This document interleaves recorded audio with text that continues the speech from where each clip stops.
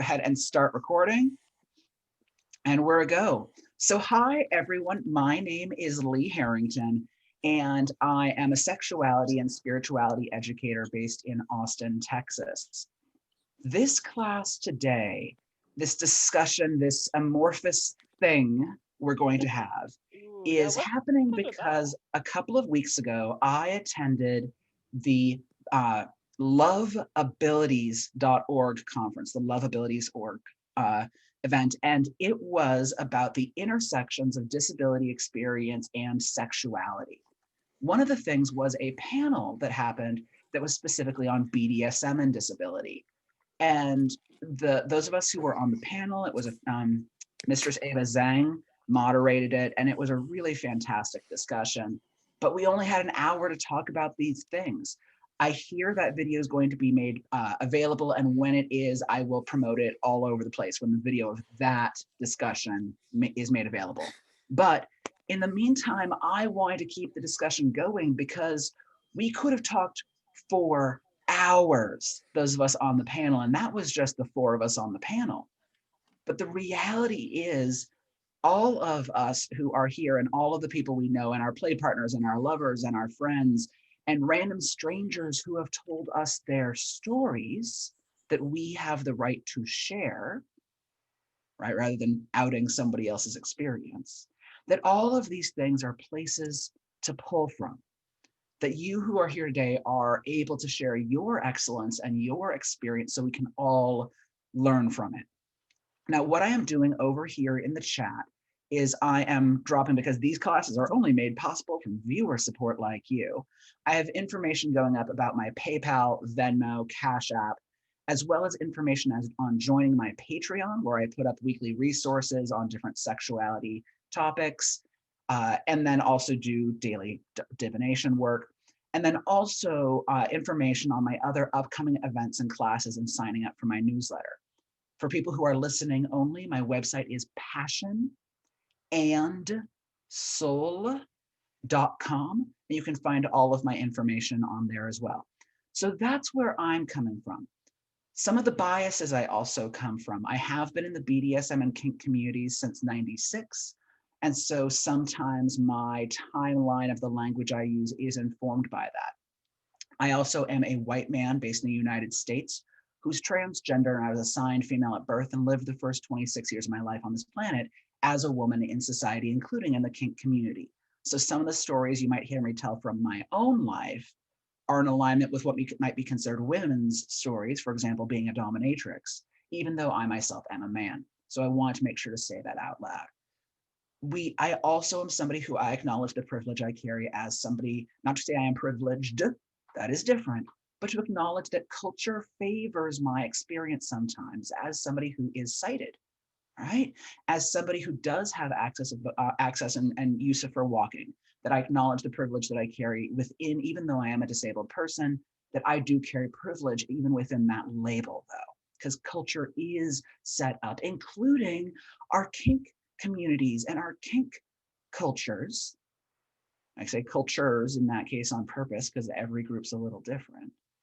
Uh, that I also acknowledge that I do carry privilege in some of those communities based on it. I am somebody who lives with neurological non-normativity, both in the form of epilepsy and in the form of mental health. I also have a joint disorder where joints slip out of sockets sometimes. So if I occasionally pause today, I'm simply having a bad rib adventure day. So thank you all for bearing with me for that if I need those moments as well. I wanted to put all that up front though, because when anyone speaks, especially on issues of sexuality, especially things that are dear to our heart as our lived lives, and as disabled people, like we have lived lives that are not necessarily the same story plot line that is expected by others when we're talking about sexuality, potentially at least. Right? We might have different lived experiences. So I wanted to voice some of mine so you know where I'm coming from. Now, one of the things I just mentioned was let's start with a frustration, because I find that sometimes just getting this frustration off our backs is really nice, for me at least. In exploring kink and BDSM, What have been some of your frustrations as somebody with disabilities or having a lover, partner, or friend who has them? What have been some of your frustrations with some of this exploration process, whether it's specifically with a partner or whether it is about getting involved in community? Either one. What are some of your frustrations? Yeah, go for it, Hannah. One of my big ones is like, we're a bunch of real creative people, and people who are like really into planning. And when I come forward with some of my disability issues going, oh yeah, we can't do that. And I'm like, what do you mean you can't do that? And so people not applying the creativity they apply to planning some really elaborate things to providing access for members of the community. Right. And that's what this just got dropped over in chat too, is the lack of physical accessibility venues. That I've met people who are like, oh yeah, if we need to arrange a kidnapping eroticism scene where I have to tie someone up and put them inside a grandfather clock box and strap the noise making machine to the front. No, this is a scene that my friend did. That like, if we need to make that note, we have to build the noise mechanism ahead of time so that when we're carrying them down 3 flights of stairs, no one notices. Like they'll come up with that, but don't necessarily think about how you can modify what's already there to become accessible. Yeah. Let's see. Somebody over in chat brings up the idea of stigma against mental health issues in general. Ooh, volume of background sounds in the dungeon. So we've got things on 2 different fronts. And it can be near impossible to hear presenters at hypnocons, that's about hypnosis conventions, especially since a lot of people's hypnotist voices are much quieter than their normal speaking voice. So not for people who are teaching, not setting up for success for in-person or online classes for being able to do that. Yeah, thank you. And then somebody else brings up not being able to fully be as active as you want to be. Would you be open to expanding on that a little bit, person who wrote that? And this last one here's just, yeah, go for it. Sure. Just in general, but in a real variety of ways. Like someone said before, you know, some I'm I have this very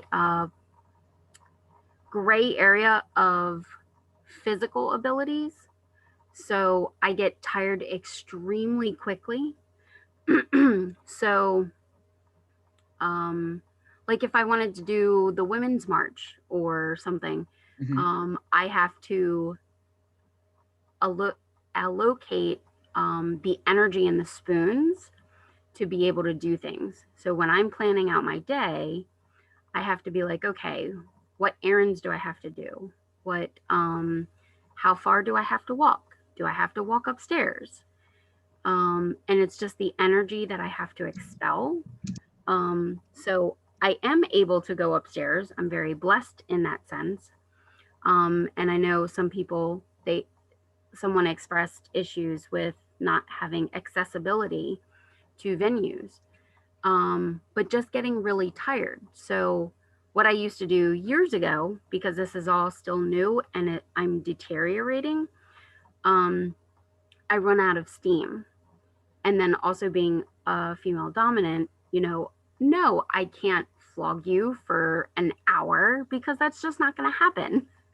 So not being able, I used to go to 5 to 8 events every week. And obviously, this is pre COVID and years ago, but now I have to pick and choose.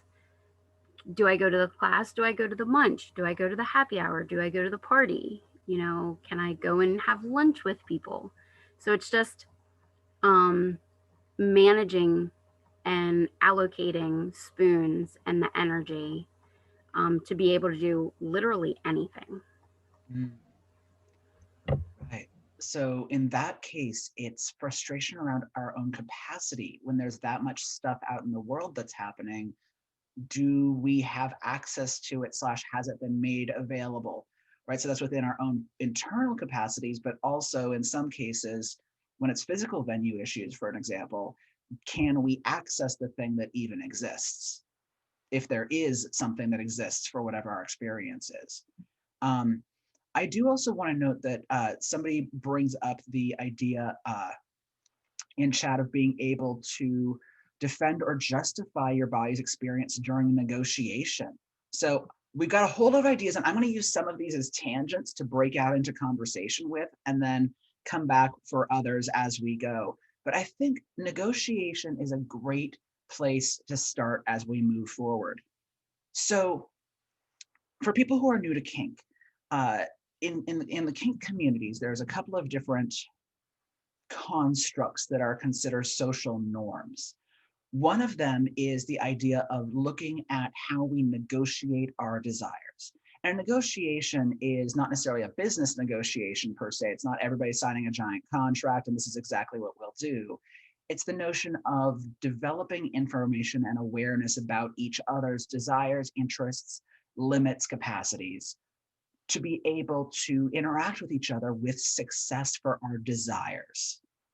All right, so that's the notion of negotiation. And oftentimes in negotiation, people say things on the various checklist systems online of what are your physical issues I should be aware of in the play we're going to do? What are some things I need to be aware of, especially for people who refer to themselves as playing safe, sane, and consensual? Now, safe, sane, and consensual, as a note, is 4 words taken out of context from a 2-page document by David Stein in the late 80s. And it has been simplified down to a pitch phrase that people can do to have kink be said, oh, kink is okay, it's not dangerous, it's not like we're mentally ill. And in saying those sorts of things, if I encourage people that if you find you are saying those sorts of things, to check whether or not you might be being potentially ableist, right? Or vilifying people who have differences of mental health or mental capacity. So I do want to drop that in there. But with negotiation, for those of us who live with a variety of different things that are called disabilities, what are some of the things that you feel you need to, or you have found you have to, include in those negotiations to let people know about? Because one of the things that got said over here, right, in the chat, is this idea they have to justify themselves of like, no, really, I can't do X, Y, or Z, or no, really, I don't want to do X, Y, or Z, and hold that line. So I'm curious, what are things you even bring up? And actually, I do want to say though, because there's the notion over here of prick, rack, and others exist. CCC is only safe, sane, and consensual. SSC is the oldest one. Prick is personally responsible, informed, consensual kink. Rack is risk-aware, consensual kink. Rack is the early aughts. Prick is the late aughts, and then the newest one I heard out from a guy in Norway was rash. Risk-aware shit happens, which I think is a little hilarious. Okay, so for somebody here, the idea that psychosis might happen if you don't have aftercare. So to be aware that if somebody's wanting to play with you, that aftercare is not just a need physically, but psychologically is a need and could harm you or others if it doesn't take place in the way that aftercare looks to you. So negotiating aftercare is really important. Let's see. What actually counts as communicable disease?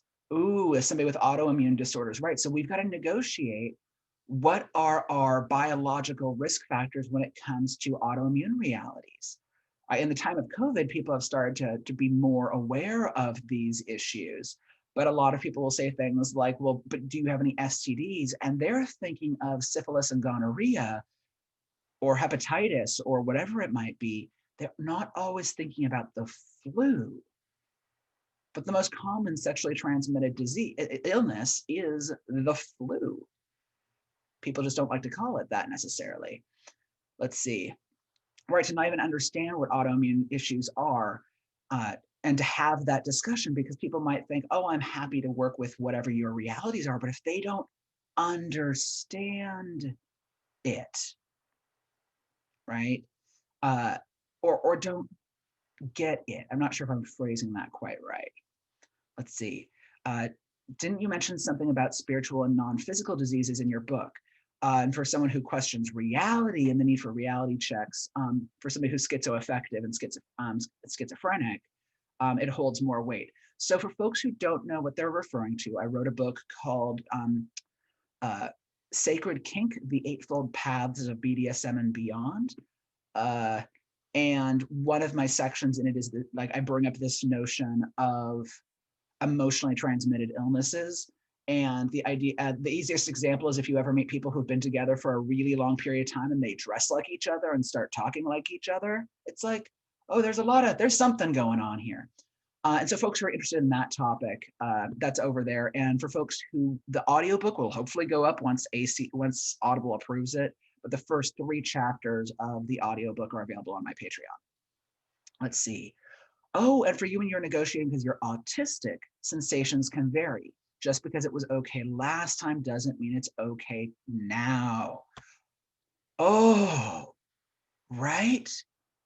Planned Parenthood has a great model that is for consent that I love. I think it's a great model called FRIES, F-R-I-E-S, with F being freely given, then revocable, informed, enthusiastic, and specific.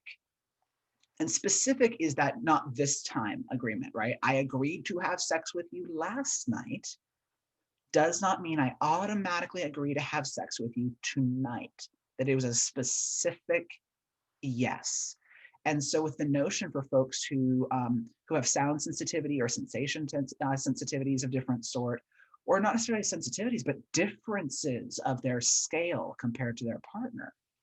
Neither is better or worse, they're simply different scales. That if we're at a different point, sharing where am I today and having a tool for check-in might be part of that negotiation system. We are going to be ongoing play partners. How do I know from you today where you're at with this?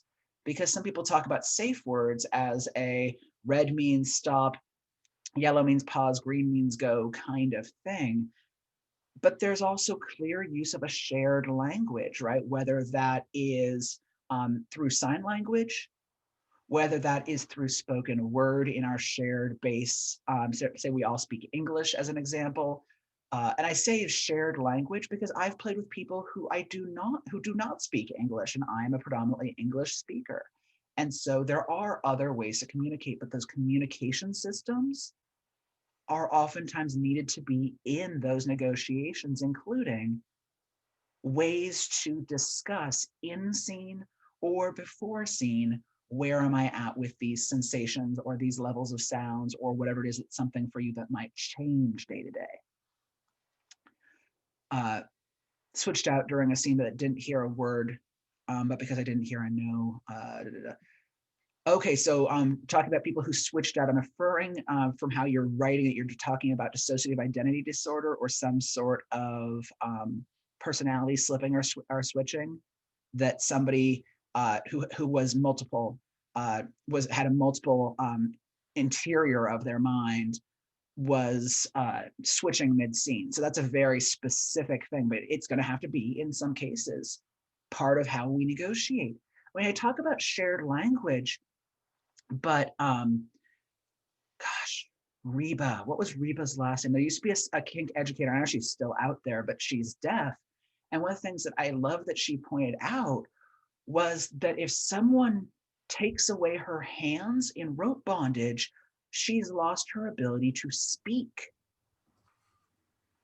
And that most people, she loves bondage, but people need to understand that tying up her hands is the same as putting a gag in the mouth of somebody who speaks. That was literally my first, some of my earliest, this isn't working, some of my earliest kink videos, pornography videos were from kink.com.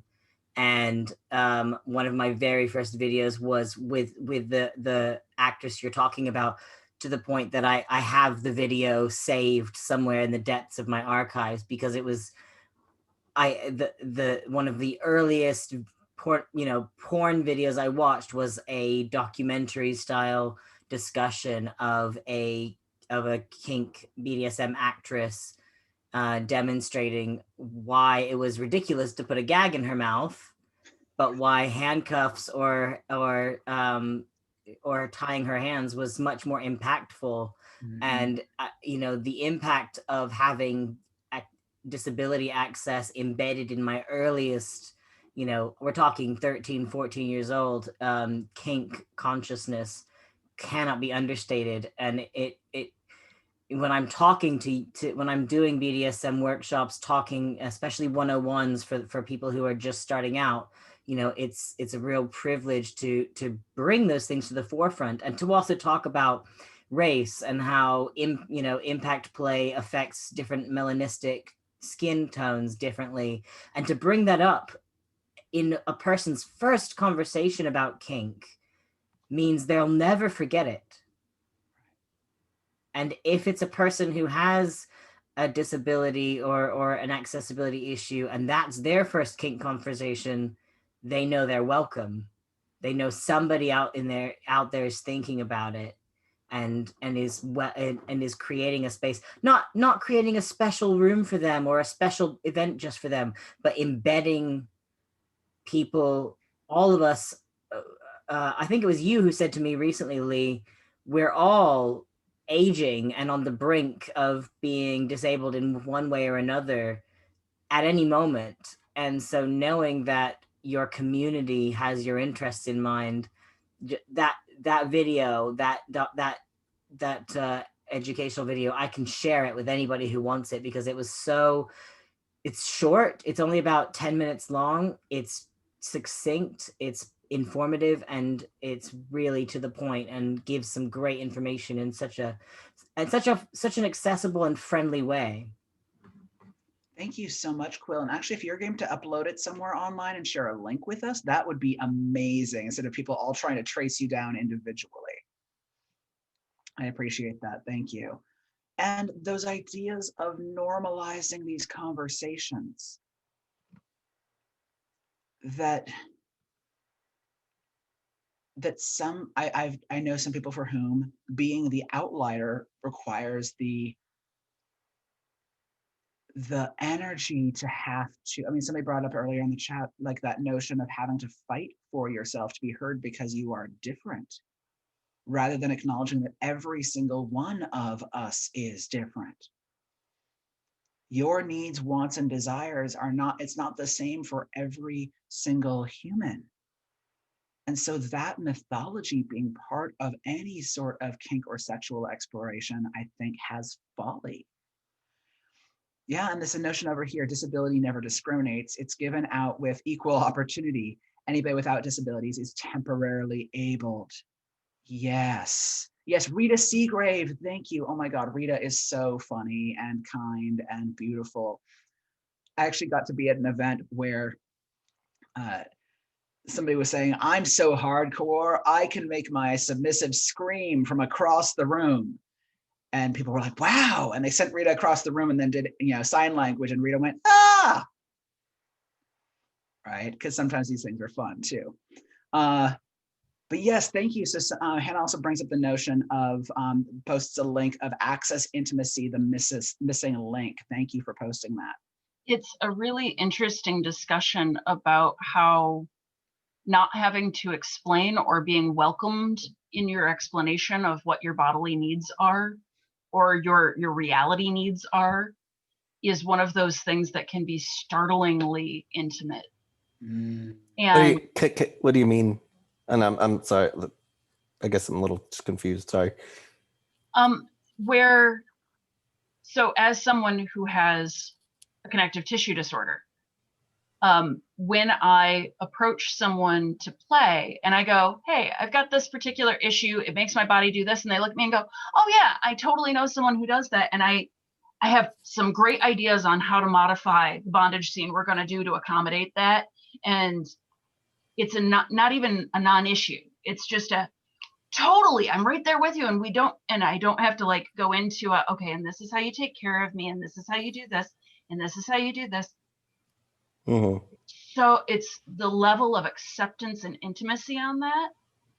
I've had more intimate connections with people who have been a one-time play partner, who just welcome me in that way, than I have with people who I've played with multiple times, who like every time I kind of have to explain again what we're doing.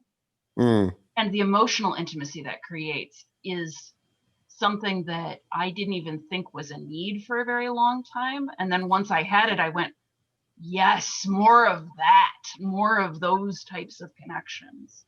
Mm-hmm. Though I will say, Shalika, thank you for bringing this over in the text, that they said, I have to say that while I think disabilities will always come with frustrations, kink community included, however, I just need to say that being somewhat new to the kink community still, I have found this community to be the most helpful and understanding, and don't make me feel crappy for having different needs. Yes, thank you so much for voicing that, for stating that, because I think for some of us who are in that, and like as I said, like I speak from the times jadedness of being part of these communities for over 20 years, that I have frustrations and forget what it's like in different parts of the world as well, because this is not a in the kink community or not in the kink community, it's a people discussion, and shifting the discussion, like shifting how people can relate with us. Right. Instead of shaming them. The following story is fat phobic. So to let people know that ahead of time, including some pretty cruel words. And I will not say the actual words. And anyway, so a friend of mine who is 350 pounds, or was, she has since passed away, 350 pounds, 400 pounds, somewhere in there, she had wanted to be suspended. And she went around to all of the different rope bondage tops or riggers, people who did the tying in her local community, and one after the others, and like they all said things like, I don't know how to do that with your body, or I don't have that skill set, or thank you for asking me, I'll look around for other people, but hadn't found somebody who would be open to suspending her or doing aerial rope work with her. And she went to one person who was one of the leading people in her area, because she's like, okay, well, I'll just go to one of the people who teaches all these classes. And he said, I could not, and then inserted a whole lot of really horrible fat language, fat phobic language, in the air, even if I had 1,000 feet of chain and a hoist winch. And she was heartbroken, just heartbroken, and wrote off the idea that she deserved to do any sort of play that had challenges, especially if somebody who was a leading educator in her community said something like this, right? And it was 4 or 5 years later when her spouse came to me and said, her partner came to me and said, this is what happened. Do you know anyone? And I'm like, yes, absolutely, I know someone. Like, this is, the guy did what? And I suspended her 6 inches off the ground. We had floor mats down, did all of the rigging with her on the ground, and then raised things up. And she suspended about 6 inches off the ground. And her wife came and touched her and petted her while, and then I got her while she was in the air. And then I got her down 20 minutes later, because her body could do that. But this notion, that vilifying language, that toxic language, stayed in her skin. And to me, it was such a big reminder of, if somebody says like, I don't have the skill set to play with somebody, I don't, like, thank you so much for asking me, but I don't know how to work with somebody who has a connective tissue disorder. Either saying, would you be open to sharing more with me? Or let me ask around to see if, like, those other answers were one thing. What that one man did was unexcusable and had long-term harm. Oh, thank you as a note, Quill, for uploading that to that drive. I appreciate that. So that's the video of Rita Seagrave. Yeah, Rita's amazing. True local community. Oh yeah, and that's the thing too, is these answers might change community to community. Let's see, I was 360 pounds before I had much needed surgery to help me get to a smaller size, and hearing that breaks your heart. Yeah. It terrified you until they got me up. Right. Let's see, I've been having my whole life. So yeah, it stays with you. Those kinds of things that people say. And when you see smaller bodies in erotic art and porn, Oh my gosh. Why am I not remembering her name? I got to do a rope bondage photo shoot with one of the women who was, nope, not pulling up his name either. Leonard Nimoy. Leonard Nimoy, his erotic photography was all focused on Jewish women or women of size, like in his portfolio work. And I got to work with one of his models, and she was saying that having nude women of size being depicted by somebody who was a well-named artist was changing with stuff within her own community and for herself of feeling beautiful as a plus size model, right? And even that language I just used, plus sized, right? Like, is that something that she found empowering or not? In the same, like how we use our language is important. Or was that a subsequent project? Addy Positive. Yes, I think that is the one. Yes, I think it was called Addy Positive. And you've never found the word plus size empowering, right? And so finding words that are reclaiming terms is a whole other talk, probably. Probably true. Probably true. But I think it's something that we can consider in the same way that if I'm talking to a transgender person and I ask how I can describe their body if I am talking about their body, if I am talking about your body experience, or I'm trying to, as a rigger, ask other people, you know, I'm trying to suspend somebody who is in a wheelchair and is paraplegic, what are some tools you've used? How do I describe your body and your reality in a way that you will find affirming if you're not there, or if you are there? Either one. So finding the language to have these discussions is really important. Because once you add intersectionality of disability, race, and sexuality, there probably are books on this. Yeah, absolutely. And Lord, I always ask what a person calls their genitals because that does matter as a trans person. So that's the other thing too. I find sometimes for people who live with one point of demographic that is, like even one, that is outside what society deems to be how normal is built, right? Because in the United States, even though we have more women in the country, automobiles are all modeled after a 5'7" man, right? 5'7" to 6'1" man, right? So if right-handed man, etc. So like if we are one point anywhere in our journey outside of what society deems to be this word normal, I think that we start developing different awareness levels as time goes on. There it was, the full body project. Thank you, thank you. Yes, but yeah, so sometimes if we have our own sensitivities, we start asking those things too. Lee? Yeah, go for it. There's a television program in the UK called QI, which means quite interesting. Which was originally hosted by Stephen Fry and is now hosted by the incredible and, dare I say, much better Sandy Toksvig.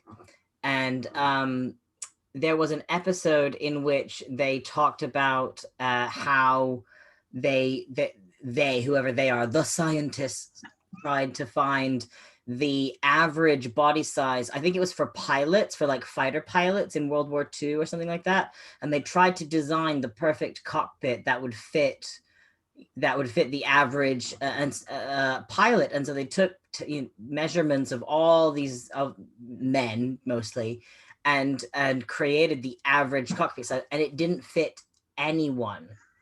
There's no such thing as the average person. It's always going to be too short or too long or too big or too small or too, everything is going to be, there's no such thing. And so the only truly useful seat for pilots is one that is completely adjustable and customizable to the vagrancies of a person's body. And so what they had to do in the end was design something that they took the information, the data from their measurements, and they were like, what are we measuring? Are we measuring, okay, so leg length, but not just leg length, but the length from the hip to the knee and the knee to the heel and the heel to, the ankle and all of that.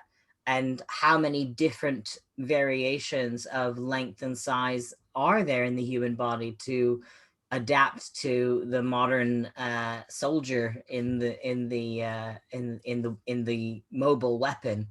And that it's worth noting that information gathered from the military is always really valuable because it's a life or death situation. If your seatbelt doesn't sit comfortably when you're sitting in the tank and you're being choked by your seatbelt, that could mean the death of thousands and the loss of a war. So they have to make that stuff fit people and work for everyone, or it doesn't work for anyone. Right, which brings us back down to kink, which is if there's a story that these are the technologies that we use for doing kink, right? So let's talk about toys and gear for a moment.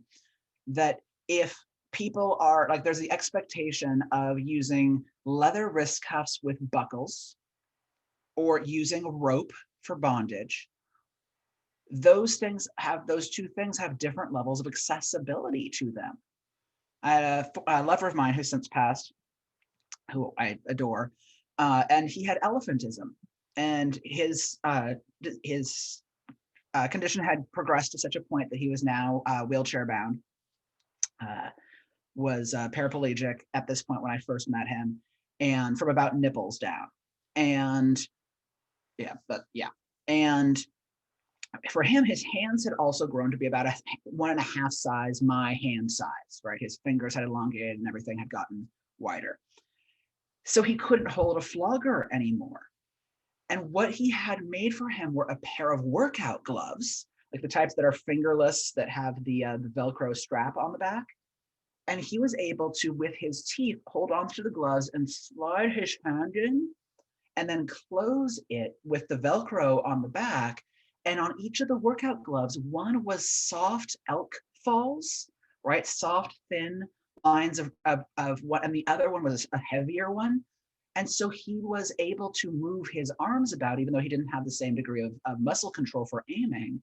He was able to move his arms about to flog me using a tool, because he would never be able to hold a handled flogger.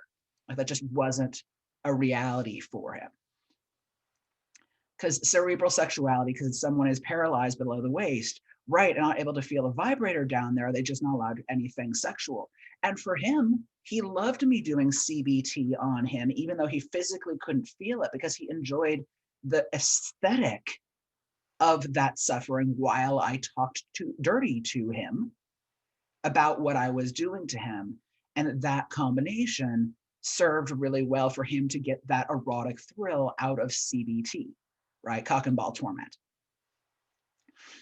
Because a lot of people say sapiosexuality. Oh, cerebral sexuality. Oh, I thought you were talking about cerebral palsy. My apologies. I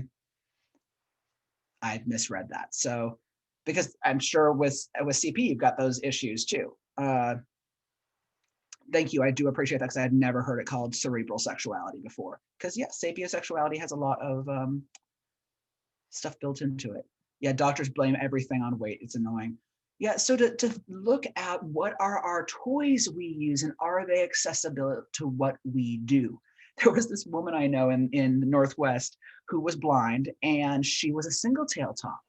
She'd practiced for years. She loved using a whip, and she'd done it by learning that tool, by having spotters who were her teachers, or she was able to first practice using a pillow or using a Post-it note that was hanging from a line. And then she figured, like, she was able to tie someone to a St. Andrew's cross, put her hand on their back, and step back that certain amount of steps that she had already learned by heart for her own body. And she was able to whip them based on based on what she knew of how to use the whip. And she would say, as she was starting out, tell me when you feel it, when she was doing and she would walk in that centimeter at a time until she got to the point where they were feeling it and allowed her to pace out her movement. And I loved the fact, this notion that because she was told, well, blind people can't ever throw a whip. That's not a thing. And she was like, I want to throw a whip. We're going to make this work. And so she found an instructor who was willing to help her learn that tool set. And I've got to say though, because she also did mind fucks, and I loved this. A mind fuck is a role-playing game, role playing where one or more people doesn't know it's role playing. But she loved to mind fuck people by, instead of blindfolding them, just turning off the lights in the play space, because people are like, oh my God, you're gonna hit me, you can't see anything. And she's like, you're right, can't see anything. And it's that moment where they realize, oh, but they had that fear moment because, you know, they couldn't control what was happening for them. All right, we got a whole bunch of text that just came through. VR can totally develop into making an erotic experience for some and ASMR for others. Yeah, theater of the mind. Right, she was hilarious. Oh my gosh, I wonder what happened to her. So what are other ways that I talked about the idea of finding a teacher who could train you with the tool that you already have, who's willing to, you know, as it for tops, who is not just willing, but is open to developing systems with you. And in the case of you know, my play partner in the Bay Area, like how he had equipment modified so that he could put it on himself. Also, all of his buckles had forceps clamps on them. So he was able to move the things because he could grab onto an entirety of a forceps clamp, and he just left the forceps clamps on all the time on his equipment instead of putting them on and taking them off. I'm curious, what are other things that folks have done to be able to modify their kink gear, or based on whatever your fetishes and interests are? And I realized somebody sent me a private message and I have not seen it. Let me scroll back. If you are the person who wrote me privately that I didn't reply, I can't find your message, so please send it again. Let's see.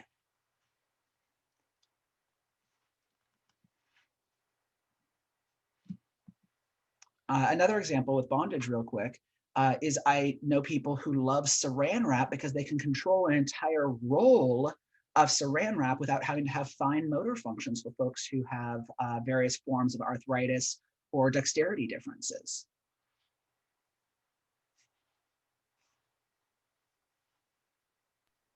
Adding props and supports to the bag that I take to parties has been life-changing. Life-changing. Sex swings. Sex swings when you have mobility issues, but I have to have a pad on mine so I don't throw my hips out. But having, you know, just foam wrap, like foam vet tape and pool noodles to make things a little stiffer so they've got less, so they pinch less.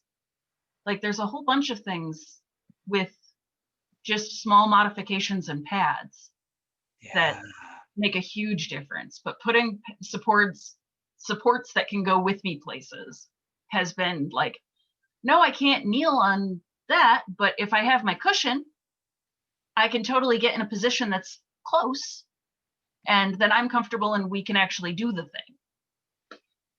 Yeah, that's great. So bringing the technology to bring those pads and pillows with you instead of, and that idea of bringing stuff with you. There's somebody brings up over in chat the idea of bringing their own ice packs and cold water, because then you're able to do the scene for longer.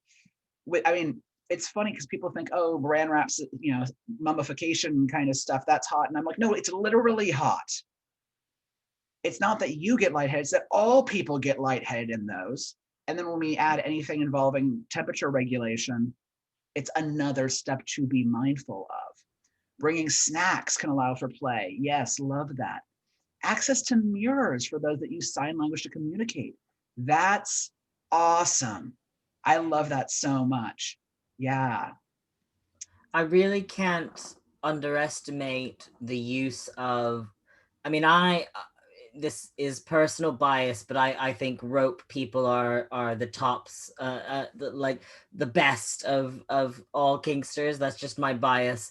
But if you know a good slip knot that you can make an adjustable strap or holder, and then one knot to slip and one to lock, and you can create something that can hold a limb or a body and adjust. And if you can attach it to anything and slide it back and forth, you are golden for so many situations. If a person says, oh, you know, I've got bursitis in my shoulders, and so at the moment there are certain positions I can't hold for very long unless I have support.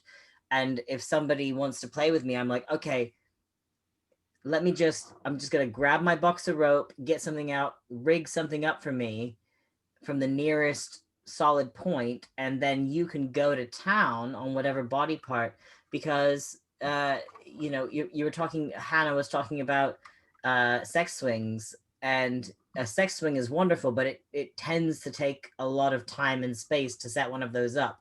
But a little bit of rope on the nearest bar or thing. So if you want to be accessible, grab yourself some decent strong rope, learn a slip knot and learn a lock knot, and you are golden. Love that. I also, though, with the idea of learning two knots for people who don't have that dexterity, I met this couple that it was a heterosexual male dominant female submissive couple who were I believe in their 70s, and they both, like, she loved being tied up all night long, but her body couldn't do it, and his wrists couldn't do it. His fingers didn't have the dexterity anymore. So they invested in truck ratchet straps, like for holding down a load of cargo. Yes. And they got a Tempur-Pedic mattress. She laid down in it. They put a couple of straps on top of her, ratcheted it down, because he could do this 3 or 4 times, moving his hand back and forth 3 or 4 times, but couldn't necessarily, you know, tie any knots. And all he had to do to get her out was pop those 3 pieces of metal up, and she was out. So thinking about those things as well. And fitted body harness bungee cords. Yes. So, like, can you build things or acquire things ahead of time based on what your income realities are? And I love that somebody also brings up over in chat the idea of wanting to use their toy being a toy, in this case being a cane, and that the holding onto the grip and downward stroke was not being good for their shoulder or elbow or wrist. And so therefore figuring out, oh, wait, if I do a back swing, that doesn't aggravate my body. So to take the same tools you have or that other people have, and then doing science, as it were, with your own body, with a willing play partner, friend, or lover, right? Like, what happens if I do this? What happens if I do this? Or if you're on your own, what's it like to put a pillow in the place of where your partner's rear end would be, and practice all of these different motions? What does work? What does serve you? Because maybe it's smacking somebody with the palm of your hand isn't going to work, but perhaps hitting on the back of the hand or doing stuff. I again, joint adventures. I had my wrists dislocate, and I was at a kink conference, and I'm like, well, that sucks. And I still had a play date though with my girl who had visited from a different state. And so I realized my elbows were just fine. So I took my elbows and dug them into her thighs and just leaned onto my elbow and just put my whole weight into it. And that caused almost no challenge for my body, but was incredibly challenging for her, because elbow digging is not a thing many people have on their fetish list. Let's see, we've got a whole lot of thoughts that just came up. So scarves are your friend, right? For some people, that's another. And tool belts, love that. Not everyone likes rope, so even adverse to being in or around is due to previous trauma, right? And if people's things are related to various forms of traumas and specific kinks, to be aware that when someone says, I don't do rope, or I don't do spankings, or I don't do whatever, or X, Y, or Z is a hard limit, these are not things to push.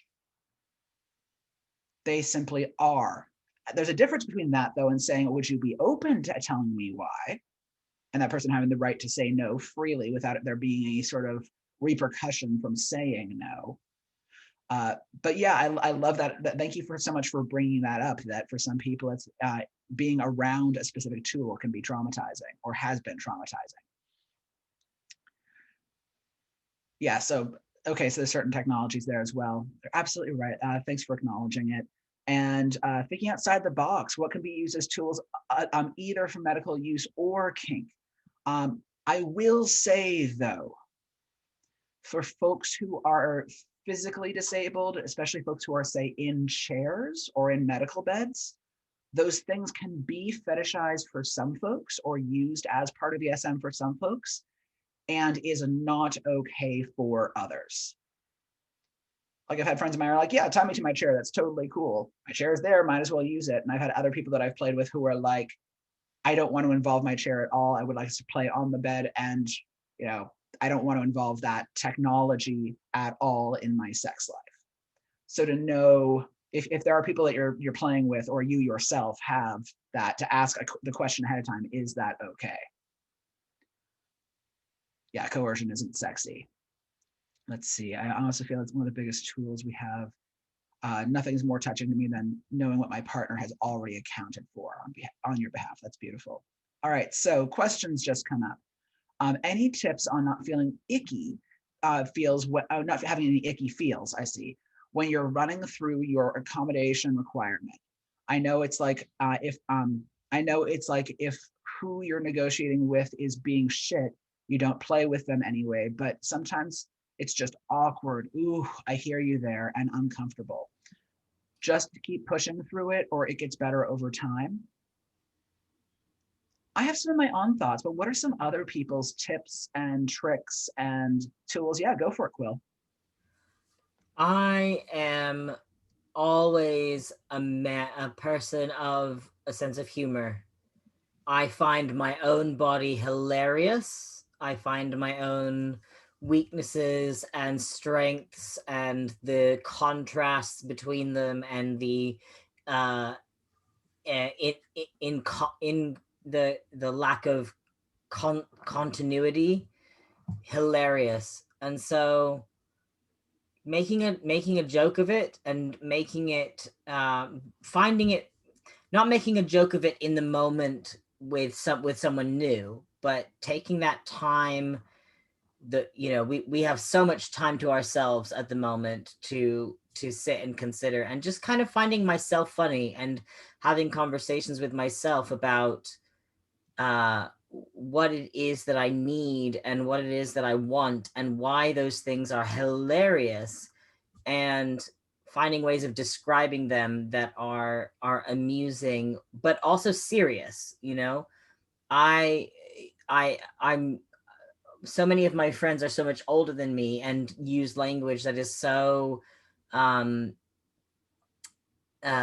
ageist about how I shouldn't, in my early 30s, I shouldn't be experiencing the amount of pain that I have and the amount of limitations I have. And I'm just like, you're right. It's ridiculous. It's hilarious that at 30, I can't reach any further than this. And so making a joke of it, and but that joke that has that little barb, that little moment that says, but no, really, this is something that I can laugh about, and that we can laugh about together if you're willing to take it seriously when it matters. There's something about laughter that makes everyone in the room comfortable, but still allows us to have a conversation about very serious things. And so that is my when I have to have those conversations, I do it with a kind of wry smile. Thank you. Mischief also brings up over in chat the idea that finding ways to have something be a feature, not a bug. So the idea that and offering a proposal like, I can't sit, but I can happily kneel. And Mischief, you included your reason why you can't sit. That's up to you, right? For some people, it's I want to tell you why I can't sit. And for other people, it's I can't sit. It simply is what it is. If folks are not familiar with these anthologies, there's 4 different anthologies that are edited by Raven Caldera, some of them in conjunction with Del Toshling.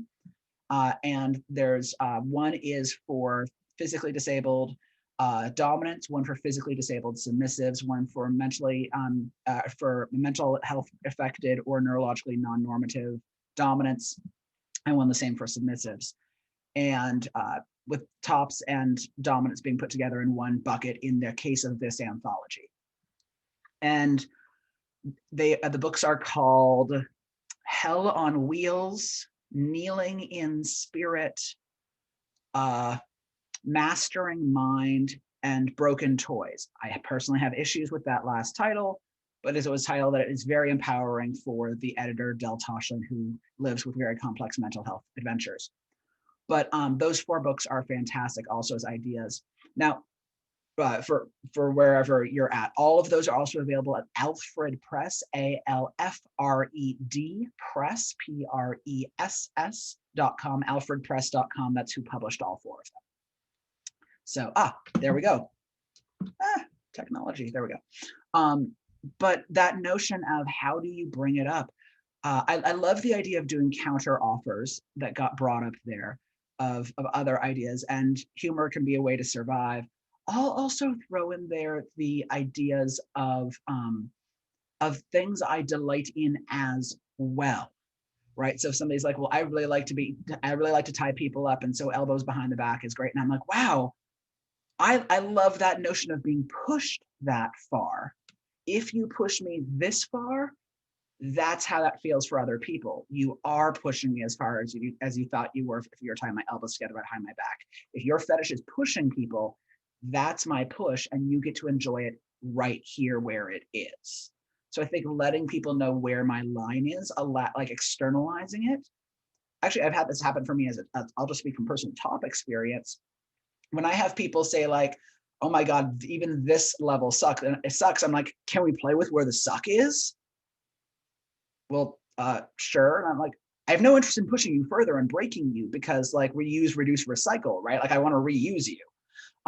But for me, finding out where people's lines are and playing at that line can be very sexy. Yeah, Dave, you had a thought. Yeah, I think something that also really helps for destigmatizing a lot of this, especially the need for adaptive and accommodative devices, is to reframe a lot of things that most people don't see, but it's actually literally probably right in front of their face. How many of us are wearing glasses and can't see the world the same without them? I have to have an accommodative device on me at all times, every day since the 3rd grade. I cannot get by through the world the same without them. So reminding people that it's, adaptive devices, accommodations are more than just ramps for wheelchairs or, wide enough doorways or, a physically uncommon device like a wheelchair or crutches or a mobility scooter, for example, whereas what significant portion of the population, just us in this class alone, need this kind of accommodation and adaptivity every single day. Right. Yeah, it's amazing what people don't think about. Right? Thinking about the shoes you wear, thinking about whether you're wearing a bra for back support, thinking about all of that stuff. So thank you so much for voicing that, because it is everywhere. It's one of the reasons I love the question that I was introduced to because of a rave / swinger / kink crossover event. But I love the question nonetheless, that instead of saying, are you on anything, right? Asking about drugs, what are you on? Lets me find out about the aspirin you're taking, right? Lets me find out about your mood meds. Lets me find out about your other blood thinners. Lets me because are you on blood thinners is going to impact our blood play scene. Before I pierce you or even do a heavy spanking on you, I need to know that. So finding ways to destigmatize is so important. Because yeah, adaptive technology, it's a thing. Lee, you've got someone in here Varen who's talking about being neurodivergent and about how humor and jokes is hard for them. And I just wanted to acknowledge that a sense of humor, first of all, Varen, I just wanted to validate you that it's not that you don't have a sense of humor, but that you are just wired differently, and the things that are funny to you are different, and that's okay. And taking things more seriously or less seriously, that's not a disability, that's just being different. And that's totally cool. And what we all need to do is recognize that we're all wired differently. And whether that means being neurodivergent in the sense of a learning disability, or being autistic, or like I have ADHD, I identify as neurodivergent as well. And I find myself coming up against some weird social interactions where I think things are funny that aren't, or things that are serious that other people find funny. I totally relate to that. At the end of the day, it's kind of about the time you spend with yourself and saying, what am I okay with about myself? And when I come up against a situation where someone else sees a situation differently, it's okay to be different. And it's okay to have conflict, and it's okay to make mistakes, and to have mistakes made against us when we are interacting with people that we know. And this of course assumes that goodwill and in good intent on everyone's part, but when you have done the work to negotiate with someone a scene, and you're saying, I want to have sex with you, I want to make you feel good, and I want you to feel good with me, shit's gonna go wrong. Trauma is gonna come up. And I think I heard you say, what was the more modern thing you said, Lee, that I hadn't heard of before? Something rash. about... Yeah, rash, risk-aware shit happens. I love that. It made me giggle. It just made me, yeah, I heard it at the erotic hypnosis conference last weekend with a teacher from Norway. I was just like, I love your brain. It just being prepared to say, I'm upset. And can I share something, Lee? Can I share a little bit of etymology? Yeah, go for it. We talk about being offended, and the word offend, I discovered, comes from the Latin fendere, to cut or cleave in two, which means when someone is offended, there's two things happening. First of all, you can't cut someone, a living thing, without causing pain. And so there's always the need to acknowledge that someone is hurt.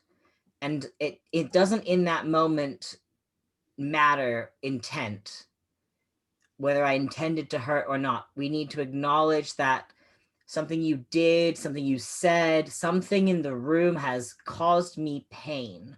And second, we as human beings are always seeking unity and to join with someone, and to find some sort of communion, some communication. And so we're trying to be this. And when I'm offended, it's like an offensive smell. I want to get away from it. I want to distance myself from the source of that offense. And so in order to heal from an offense, is to first acknowledge that thing's happened. I'm in pain. It might be a little annoying, niggling pain. Oh, I'm slightly offended. Or it might be a serious, traumatic, deep part of me pain, but I'm upset about what has happened. And these two parties have to acknowledge and then decide if unity is what we want, or actually if it's healthier to be apart. Mm. And so when we're talking about our various abilities and disabilities and variabilities, and we come into a situation where your accessibility needs are different from mine, and we're one of us or both of us are offended by the other's being, it's a chance to acknowledge pain and say, hey, things are not okay right now. Where do we want to be? Do we want to come back together? How are we going to do that? And make that healing happen. And it might be that we have to stay separated. You're always going to offend me and we can't play together. There are some people that I can't play with, that they don't get it, or their way of being is just incompatible with mine. And that doesn't make them any less valuable as a person. But in order to heal, we've come together, we've offended each other, we've come apart, and now I have to heal and find my way back to wholeness, and they do too.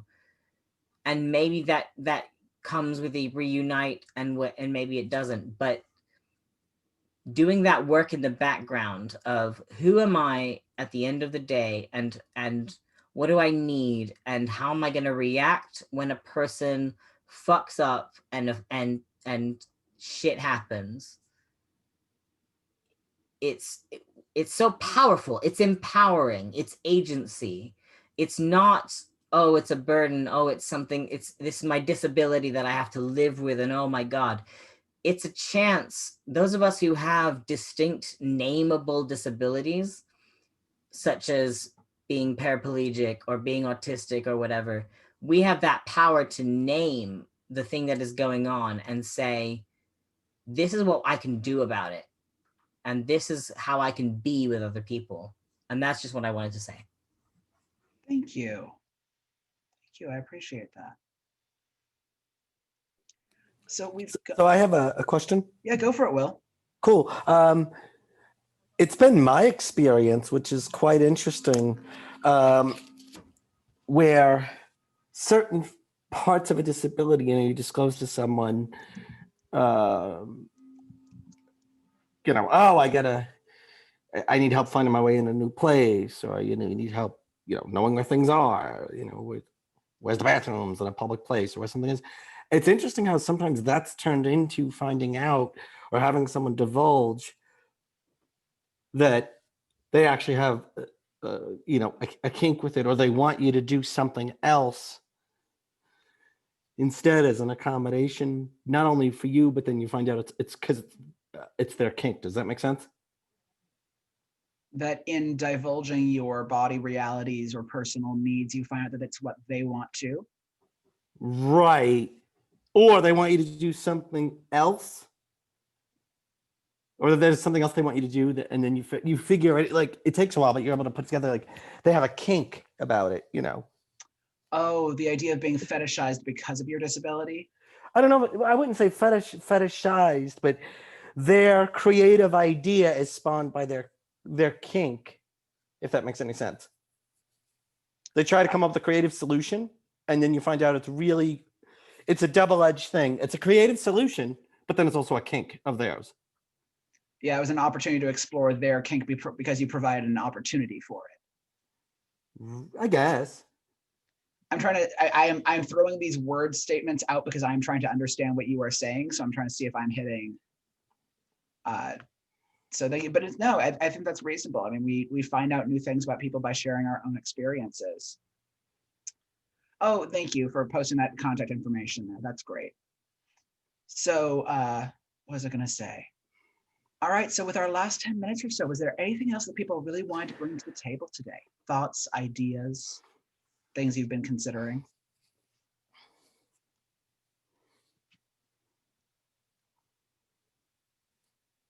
I think for me, with this topic, it is such an opportunity for ongoing discussion, right? To keep learning and growing and evolving and finding new opportunities. Because for me, sometimes it's, to do scenes to heal internalized ableism. Ooh, love that. Missing disabled people. Yeah, you didn't just get 100%, you got 1,000,000%. That's fantastic. I think that's 1 million or so. 10 million. Well, and then, I've been, one second.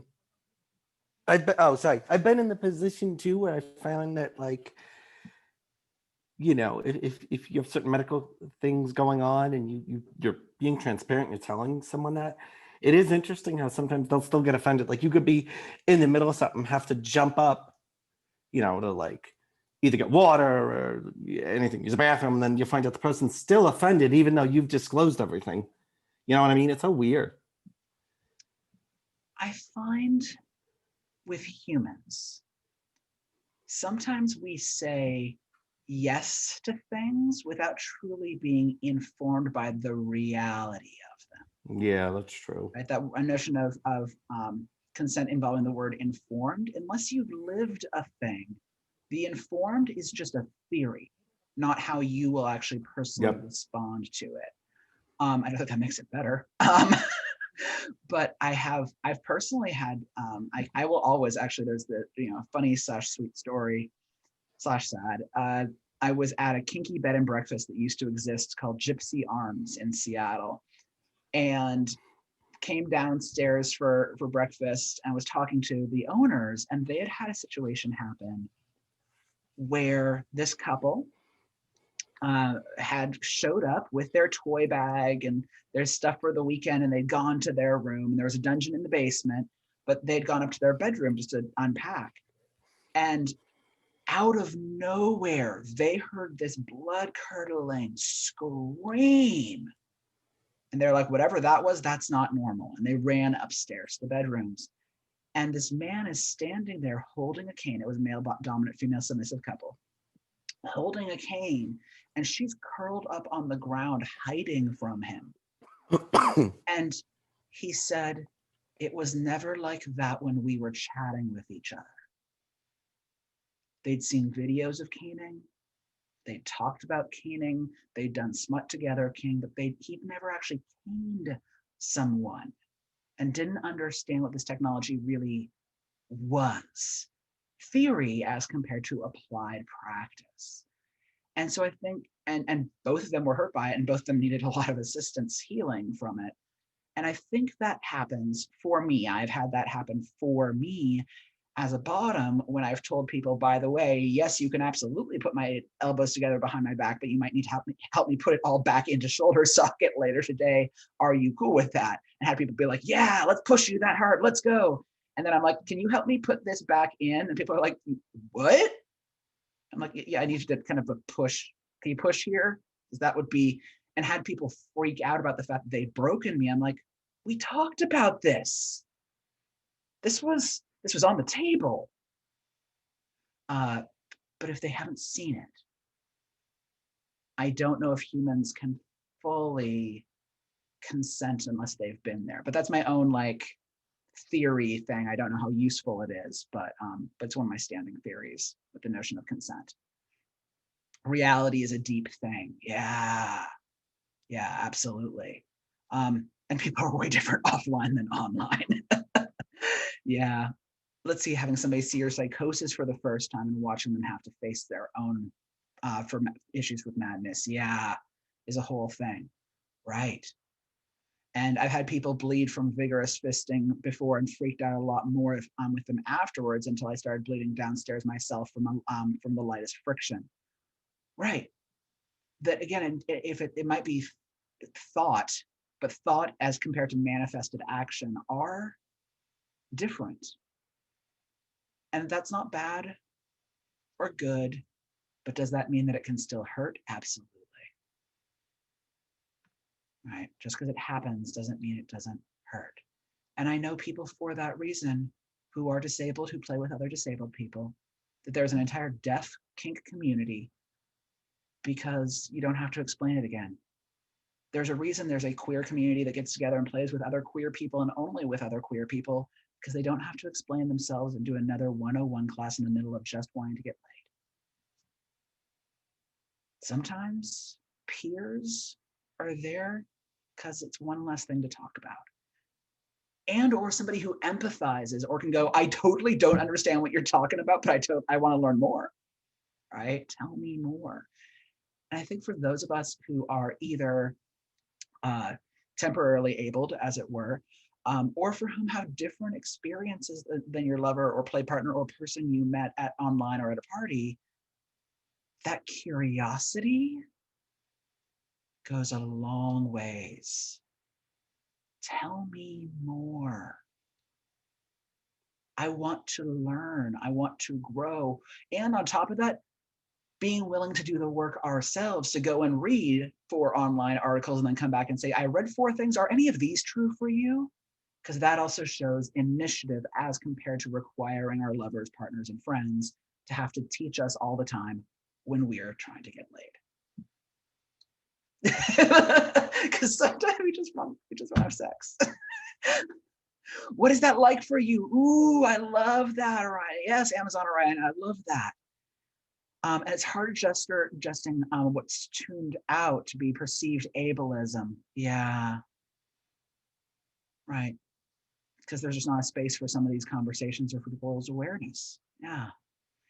And let someone talk, tell you open info, but not openly to be pushy. Yeah, so leaving spaces for curiosity as compared to making demands. That's beautiful, thank you.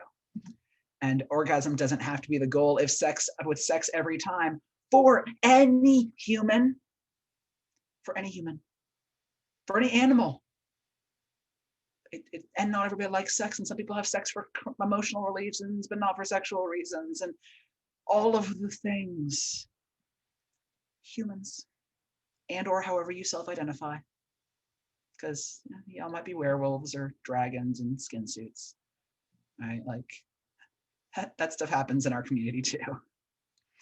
Well, I want to say thank you all so much for sharing your experiences, for holding space for others and listening, because sometimes that is just as important as being the one who speaks. Thank you everyone for telling their personal stories, for throwing out their word history pieces. I really, really appreciate it. Yes, thank you everyone for showing up. Like I said, this was a spinoff from the Love Abilities conference. If you go over to loveabilities.org and pay it and see what, I think they have a newsletter for signing up for their next one. I really recommend that group. It's hosted by, the producer is Martha Tara Lee, who's an amazing sexologist out of Singapore, who I cannot recommend her work enough, Martha Tara Lee. And then also if people are able, it's loveabilities.org. There we go. So that's Martha Tara Lee's work. And then also if people are able to, I pay for this room and all of that sort of stuff. So if you're able to throw anything in my tip jar, I've just listed information for my PayPal, Venmo, Cash App, as well as joining my Patreon, where I post new resources every single week and upcoming events and classes. Next Wednesday, because I do a weekly Wednesday series, same bat time, same bat channel, and same username and password. So if you can't track stuff down, it's the same. Oh, Dave, I just realized you had your hand up and I hadn't seen it. Something I wanted to add. This is something that as somebody that's been so involved in organizing and planning events and leadership positions and stuff within the kink community, that it's actually kind of something I had to start working on changing from the inside. But one of the ways to get people to, particularly event hosts, group leaders, organizers, stuff like that, to recognize the lack of accessibilities they may be having that they may not realize, or the lack of inclusion, is remind them that when they say that's never been a problem, they're actually likely saying that's never been a problem for me. Yes. And or when somebody says, well, why do we need that? They're actually saying, why do I need that? And the answer might be, you don't, but here are all these people that do. It hasn't been a problem for you. Here's all the people it has been a problem for. Or we've never heard it's a problem before because the people who are having the problems aren't speaking up or aren't able to come to the events. And then you don't hear about it because they're not there. So I think reframing getting people to realize when they're asking questions in general, they're actually framing them around their own experience. Thank you so much for voicing all that. And with everything that you learned today, these ideas don't have to stop here, right? To share with folks I heard about this thing that I'd never thought about. How can we help make this a better place for all of us? Not just those of us who are able to make it to the top of 3 flights of stairs to get to the dungeon. Right. So yes, thank you so much, Dave. And yeah, notice who isn't in the room. So important, right? So I'm going to post that in the chat one more time. I'm going to be closing our recording momentarily. Thank you everyone who is listening after the fact to this. Please pass on information, resources, and let's make this continuing conversation happen. And to those of you who are here today, let's do that as well, right? If you want to host your own things, get the word out there, host stuff for your local communities. If you end up doing one, let me know and I'll cross-pollinate it, right? Let other people know about it. So let's keep these conversations going and changing the community for all of us.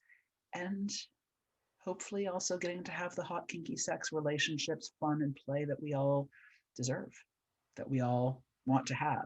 If you do, and if you don't, love you too. All right, thank you all so much. Take care.